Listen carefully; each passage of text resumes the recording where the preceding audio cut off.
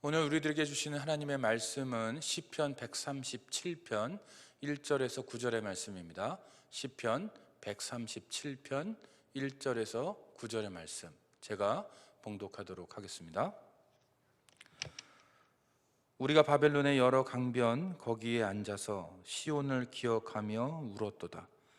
그 중에 버드나무에 우리가 우리의 수금을 걸었나니 이는 우리를 사로잡은 자가 거기서 우리에게 노래를 청하며 우리를 황폐하게 한 자가 기쁨을 청하고 자기들을 위하여 시온의 노래 중 하나를 노래하라 함이로다.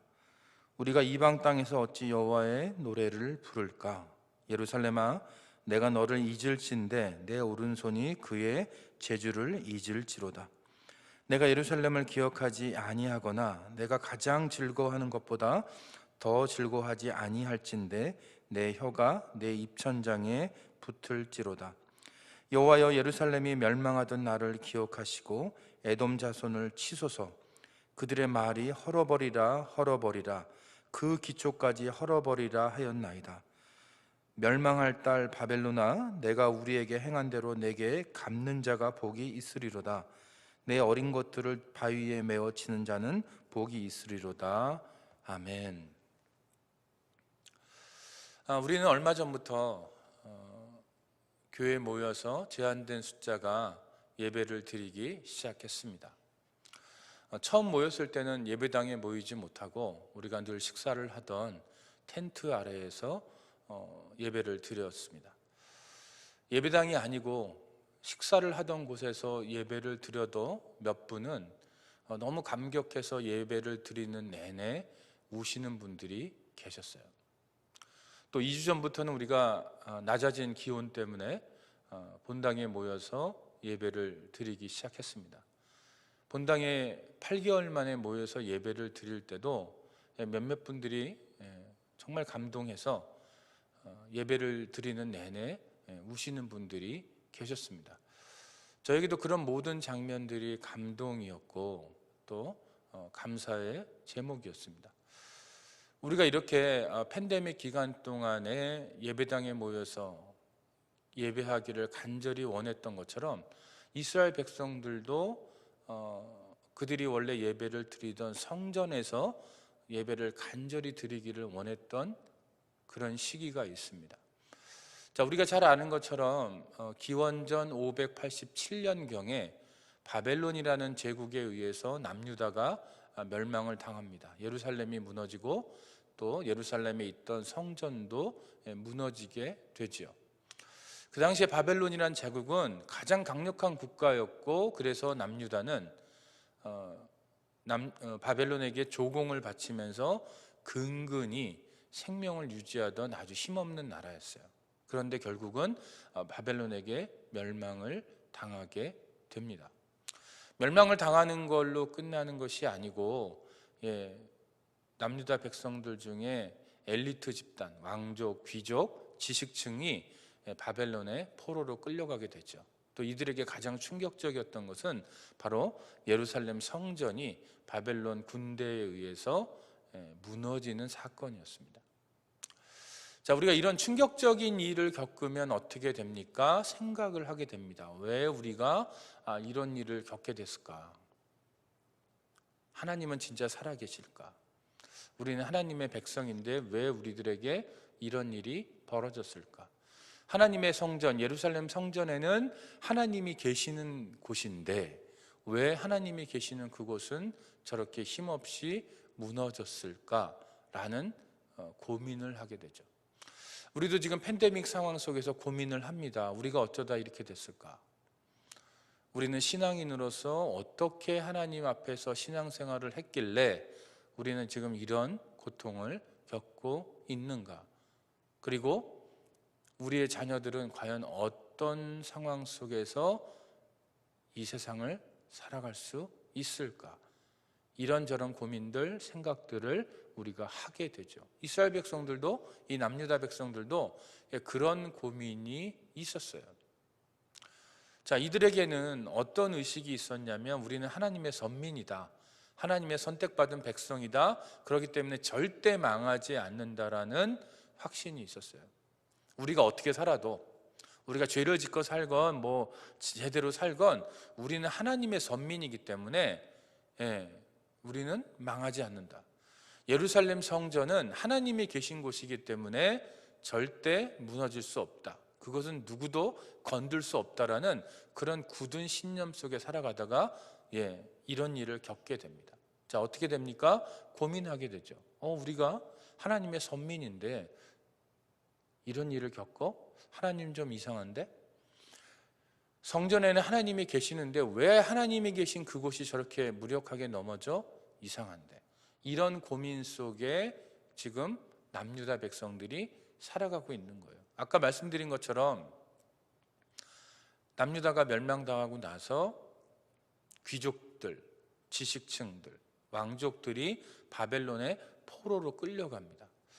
자, 이 사람들이 이뻐서 바벨론 사람들이 바벨론으로 끌고 간 게 아니에요. 왜 끌고 갔냐면 반란을 일으키는 것을 막기 위해서 끌고 간 거예요. 자, 왕족이 있고 귀족층이 있고 지식층이 예루살렘에 남아 있으면 이 사람들이 언제든지 백성들을 규합해서 바벨론을 반대할 수 있고 또 반란을 일으킬 수 있기 때문에 그 반란의 가능성을 아예 초반에 다 잘라버리는 거예요. 그래서 이런 지식층을, 지도층을 다 바벨론으로 끌고 갑니다. 그 끌려간 사람들 중에 우리가 잘 알고 있는 다니엘, 사드락, 메삭, 아벳느고, 이런 사람들이 있었던 거죠. 자, 오늘 시편 137편은 어떤 배경이냐면 이런 배경 속에서 쓰여진 거예요. 사람들이 바벨론에 끌려갔어요. 거기서 포로로 살아갑니다. 포로로 살아가면서 하나님을 제대로 예배할 수 있었을까요? 예배하지 못하죠. 힘들게 살았을 거예요. 그리고 다시 예루살렘에 돌아오게 돼요. 돌아오고 나서 그때를 기억하면서 적은 시편이 바로 137편이에요. 자, 그러면 여러분 1절을 한번 다시 볼게요. 1절에 뭐라고 되어 있냐면 우리가 바벨론의 여러 강변 거기에 앉아서 시온을 기억하며 울었도다. 자, 오늘 본문에 보니까 바벨론의 여러 강변 거기에 앉아서 시온을 기억하며 울었다 이렇게 되어 있어요.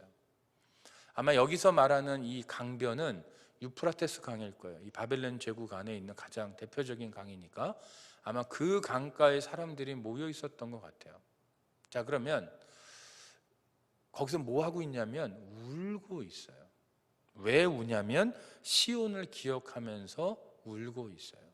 자, 여러분들, 우리 한국의 초기 이민 역사를 보면 특히 이 교회라는 그 세팅에서 얘기를 해보면 한국 사람이 많지 않을 때 어렵게 힘들게 미국 땅에 살면서 신앙이 없어도 사람들은 교회 안으로 들어왔어요. 왜 들어왔냐면 한국 사람을 만나고 한국말을 쓰고 한국 음식을 먹고 또 한국 이야기를 하고 싶어서 그 자리에 모여서 뭐 예배는 대충 드리더라도 그거 자체가 그들에게 위로고 힘이 되고 정말 기쁨이 되는 거예요. 그것이 인생의 낙이었을 수도 있어요.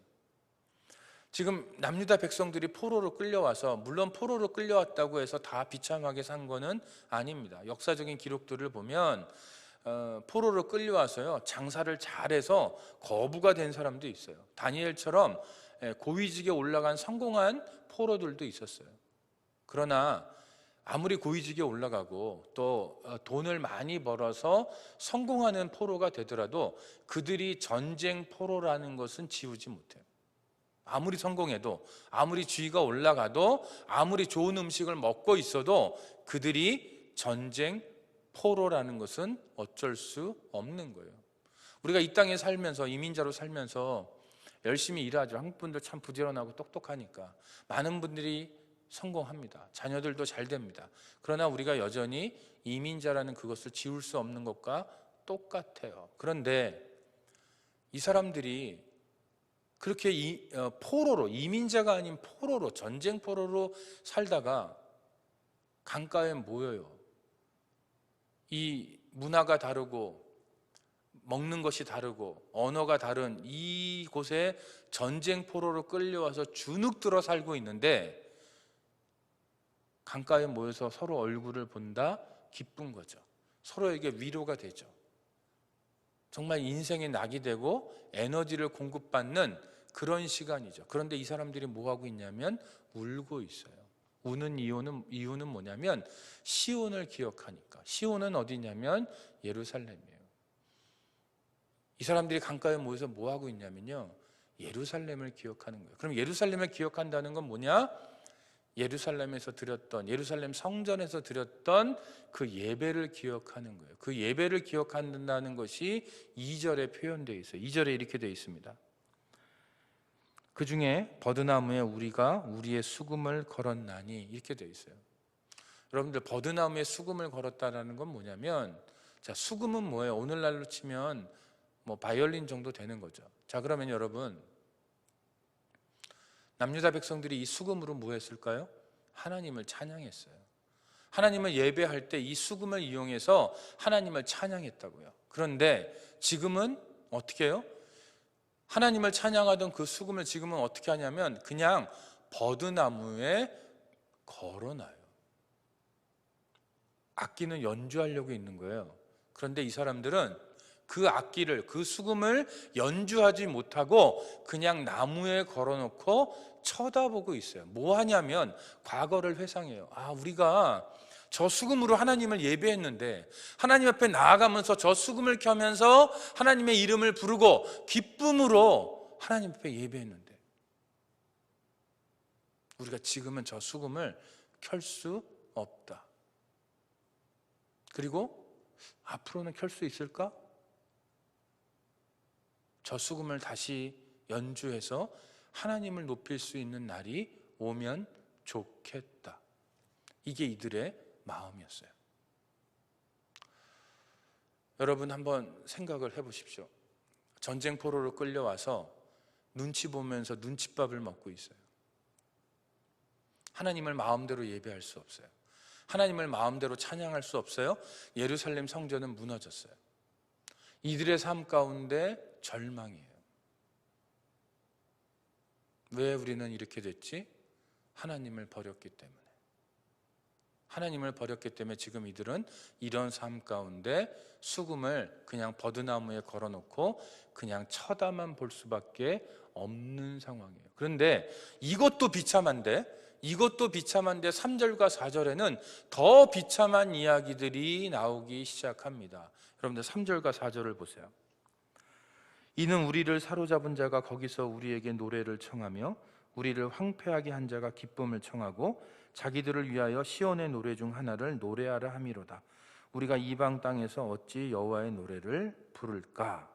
자, 여러분들, 남유다 백성들을 사로잡은 이 바벨론 사람들이 노래를 청해요. 수금이 걸려 있어요. 니네들 수금 켤 줄 아네? 그래? 노래 좀 불러봐. 이들을 황폐하게 한 자가 여기 뭐라고 돼 있냐면 기쁨을 청하고. 자, 여러분, 사로잡았는데 노래하래요. 황폐하게 만들어 놓고는 기뻐하래요. 기쁨의 노래를 부르래요. 이거 얼마나 비참해요. 자기들이 우리를 사로잡아 왔는데, 자기들이 우리나라를 황폐하게 만들어 놓고는 수금을 켜서 자기들을 기쁘게 해달라는 거예요. 비참하죠. 정말 비참하죠. 그리고는 시온의 노래 중 하나를 부르래요. 여러분, 시온의 노래라는 건 뭐냐면 예루살렘 성전에 올라갈 때 부르는 찬양이에요. 찬양을 부르라는 거예요. 여러분, 이들이 찬양을 알까요? 여호와 이름을 알까요? 모르죠. 그런데 여러분들, 여기서는 더 비참한 게 있어요. 4절에 보면 이렇게 돼 있잖아요.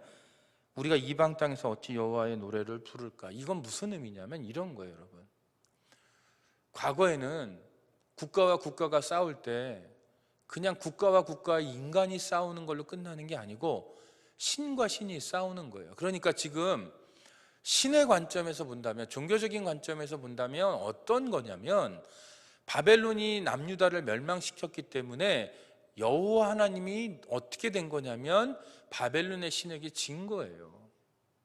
그러니까 적어도 바벨론 땅에서는 바벨론 사람들이 어떻게 생각하냐면, 우리가 믿는 신이 니네들이 믿는 여호와라는 신보다 더 강해. 니네가 믿는 여호와 신은 패배한 신이야.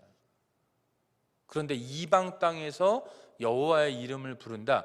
이미 여호와의 이름은 이 바벨론 땅에서 낮아질 대로 낮아졌어요. 유다 백성들에게는 이미 수치의 이름이에요. 우리가 믿었던 하나님 배신자, 우리가 그 하나님이 우리를 구해줄 거라고 믿었는데 그분은 무능한 분이었거나 우리를 사랑하지 않는 분, 이 정도로 하나님의 급이 낮아진 상태라고요. 그 이방 땅에서 어떻게 여호와의 이름을 부른다, 찬양한다, 그거 자체가 말이 안 되는 이야기가 되는 거예요. 그런데 이들이 지금 유다 백성들에게 그렇게 하라는 거예요. 여러분, 얼마나 이들의 마음이 비참했을까요? 이거는 이런 것과 비슷해요.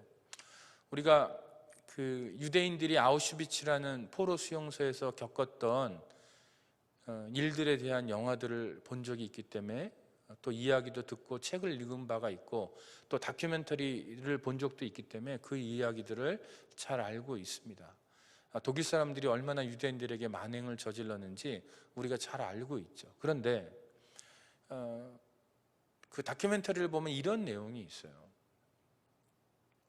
포로들 가운데, 그러니까 아우슈비츠 그 포로 수용소 안에 있는 유대인들 가운데 악기를 연주할 수 있는 사람들을 뽑아내요. 그리고 악기를 주고 악기를 연주하게 해요.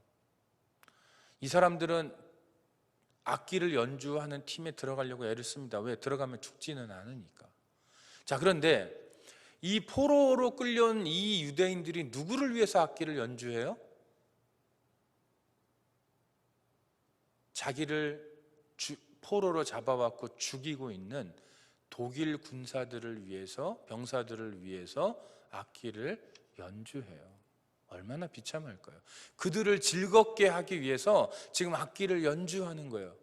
뿐만 아니라 새로운 포로들이 들어올 때마다, 그 사람들은 왜 들어오냐면 사실은 죽기 위해서 들어오는 거거든요.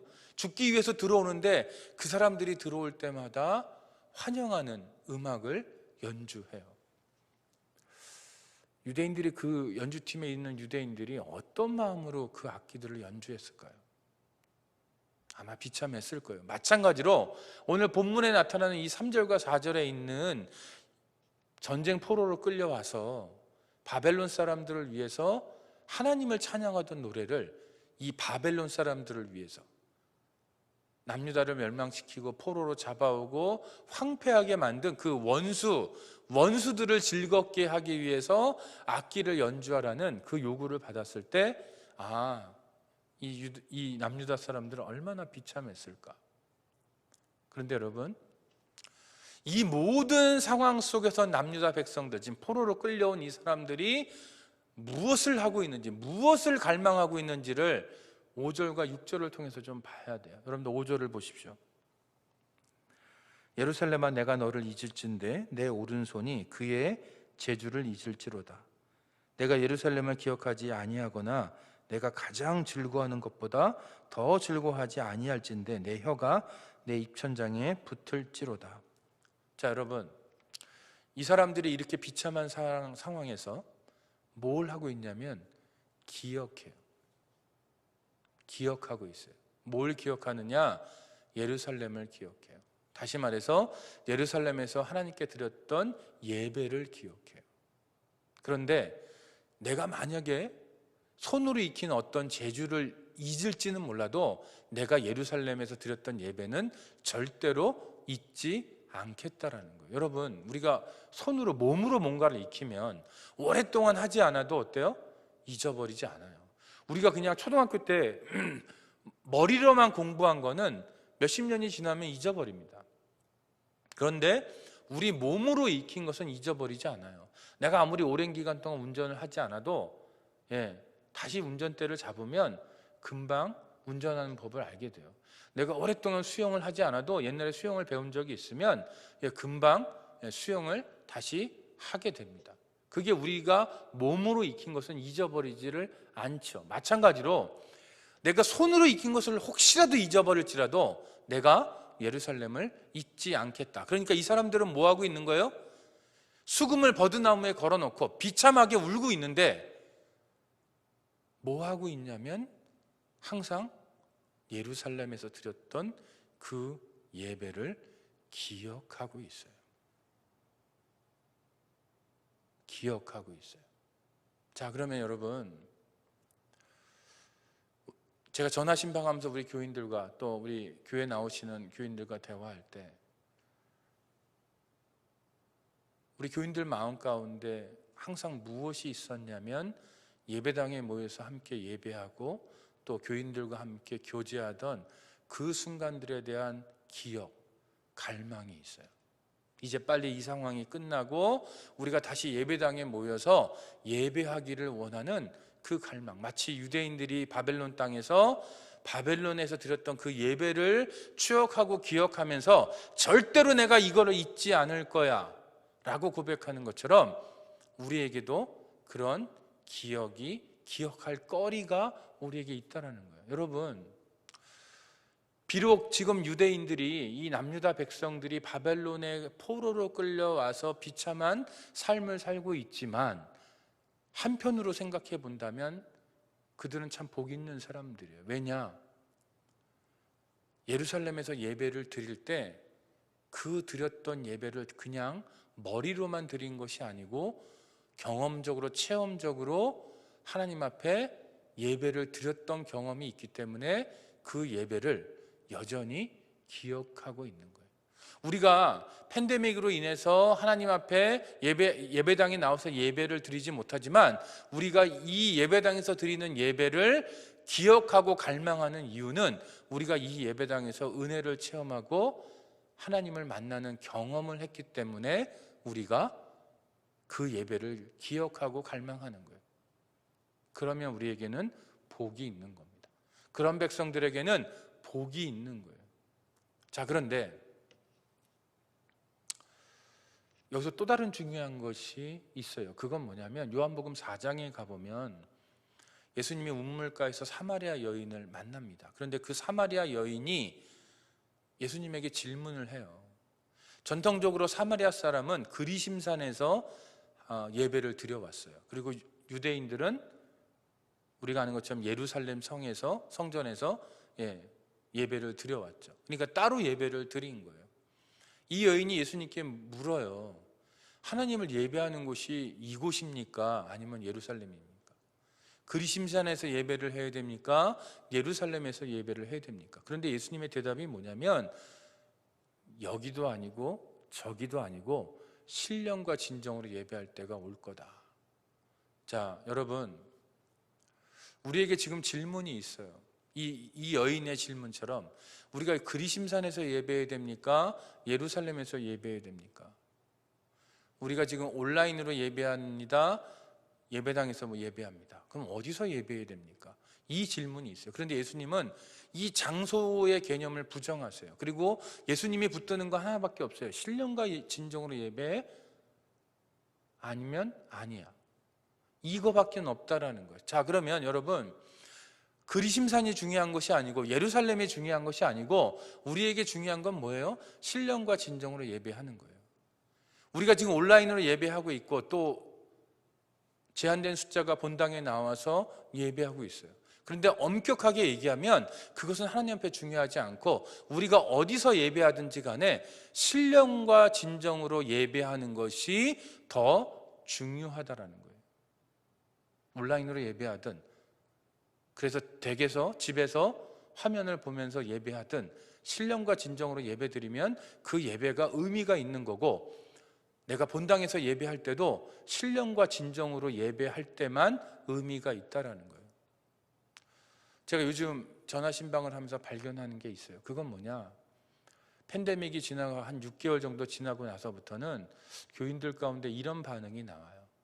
온라인으로 드리는 거, 예배 드리는 거 괜찮네요. 이제 적응이 돼서 뭐 나쁘지 않아요. 좋아요. 편해요. 이런 표현들이 많이 나와요. 근데 한편으로는 제 마음속에 걱정이 돼요. 여러분, 방금 제가 말씀드린 것처럼 예수님의 말씀처럼 온라인 그리심산이든 예루살렘이든 온라인이든 예배당이든 그게 중요한 게 아니고 신령과 진정으로 예배하는 게 중요한 건데 근데 문제는 뭐냐? 우리가 온라인 예배가 왜 좋을까? 편해서. 그렇다면 문제가 있어요. 여러분, 남유다 백성들이 바벨론에 끌려와서 하고 있는 게 뭐냐? 예루살렘 성전에서 드렸던 예배를 잊지 않고 계속해서 추억하고 기억하고 그때로 돌아가서 하나님을 다시 예배하는 것을 갈망하고 있어요. 동시에 우리는 또 뭐가 있냐면, 예수님의 이 우물가에서 만난 여인에게 하셨던 말처럼 그리심산이 중요한 게 아니고, 예루살렘이 중요한 것이 아니고, 다시 말해서 온라인이 중요한 것이 아니고, 예배당이 중요한 것이 아니고, 신령과 진정으로 예배하는 것이 중요하다. 그러면 이 두 가지가 우리에게 다 있어야 돼요. 여러분이 예배당에 나와서 예배를 하든 지금 온라인으로 댁에서 예배를 드리든 중요한 건 뭐예요? 신령과 진정으로 예배하는 거예요. 그러나 동시에 우리는 어떤 것에 대한 기억이 있어야 되냐면, 유다 백성들이 예루살렘의 성전에서 예배하던 것을 기억하고 갈망하는 것처럼 우리 마음속에는 동시에 예배당에 모여서 함께 예배하던 때를 갈망하고, 그때를 기억하면서 갈망하고, 그때가 다시 오기를 소망하는 그 소망도 동시에 우리가 가지고 있어야 돼요. 그래서 지금 현재 어디서 예배하든 신령과 진정으로 예배하십시오. 그것이 안 되면 그냥 편해서 온라인이 좋다? 아니에요. 그건 하나님이 보시기에 아름다운 모습이 아닙니다. 내가 그냥 예배당만 나오면 저절로 예배가 된다? 그것도 아닙니다. 예배당이든 집이든 신령과 진정으로 하나님 앞에 나아가는 것이, 그것이 중요합니다. 그러나 동시에 오늘 시편 137편에 있는 말씀처럼 예루살렘 성전에서 예배하던 그 예배를 갈망하고 추억하는 그 남유다 백성들처럼 우리 안에는 다시 교회에 모여서, 우리가 과거에 예배당에 모여서 예배하던 그때를 우리는 여전히 기억하며 갈망해야 돼요. 그래서 우리는 이 두 가지를 같이 가지고 가야 하나님 앞에 바른 예배를 드릴 수 있는 사람들이에요. 여러분, 이 영상을, 이 설교를 듣고 계신 분들은 지금 아마 집에서 예배를 드리고 계실 것 같아요. 좋아요. 중요한 건 뭐냐? 신령과 진정으로 예배를 하십시오. 그냥 편해서 아니에요. 신령과 진정으로. 그러나 동시에 거기에서 만족하시지 마시고, 하나님의 은혜 가운데 이 시기가 지나가고 다시 교회에서 모여서 하나님을 예배하는 그 순간을 갈망하면서 하나님 앞에 기도하시기 바랍니다.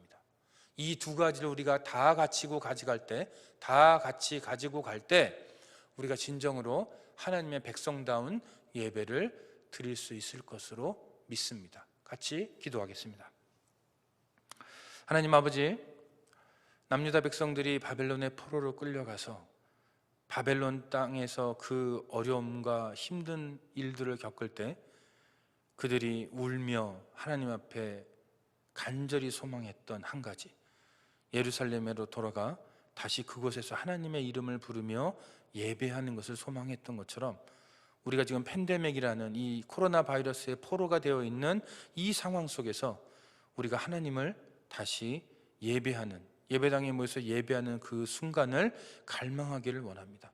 그러나 동시에 지금 이 상황 속에서 우리가 예배당에서 예배를 드리든 집에서 예배를 드리든 그 처소가 어디든지 간에 신령과 진정으로 예배하기를 갈망하는, 그래서 우리가 예배할 때 우리의 중심을 돌아보고 우리의 자세를 돌아보는 그런 하나님의 백성들이 되도록, 그래서 하나님 앞에 아름다운 예배를 드릴 수 있는 저희 모두가 되도록 축복하여 주시옵소서. 예수님의 이름으로 기도합니다. 아멘.